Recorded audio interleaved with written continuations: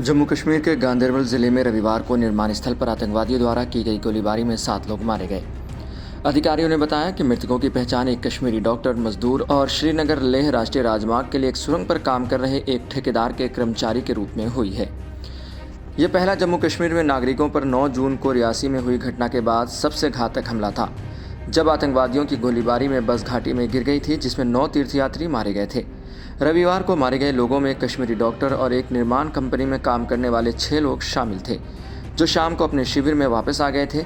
इन 6 लोगों में 3 मजदूर, एक प्रबंधक, एक मैकेनिकल इंजीनियर और एक डिज़ाइनर शामिल थे।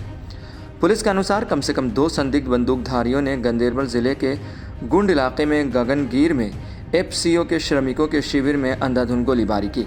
पुलिस महानिरीक्षक वीके बिरदी ने कहा कि आतंकवादियों द्वारा गोलीबारी के बाद पीड़ितों को अस्पताल ले जाया गया, लेकिन वह अपनी चोटों के कारण दम तोड़ चुके थे। उन्होंने कहा, घटना घने जंगल वाले इलाके में हुई, लेकिन सुरक्षा बल तुरंत घटनास्थल पर पहुंच गए और इलाके की घेराबंदी कर दी।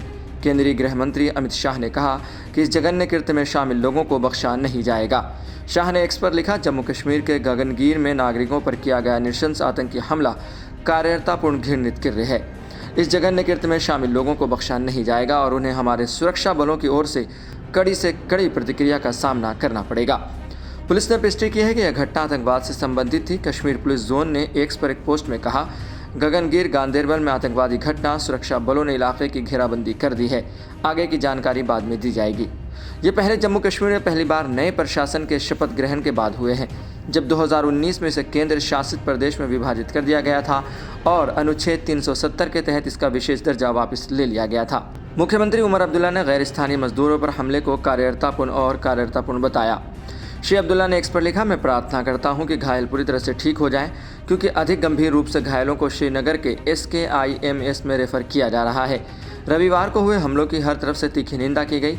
पीपल्स डेमोक्रेटिक पार्टी की अध्यक्ष महबूबा मुफ्ती ने कहा, गांदरबल में 2 मजदूरों के खिलाफ हिंसा की इस मूर्खतापूर्ण कार्रवाई की मैं पूरी तरह निंदा करती हूं।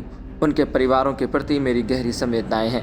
भारतीय जनता पार्टी के प्रवक्ता अल्ताफ ठाकुर ने इस हमले को आतंकवादियों की हताशा बताया। उन्होंने कहा, गगनगीर में 2 निहत्थे मजदूरों की हत्या करने वाले आतंकवादियों के कायराना कृत्य की मैं कड़ी निंदा करता हूं।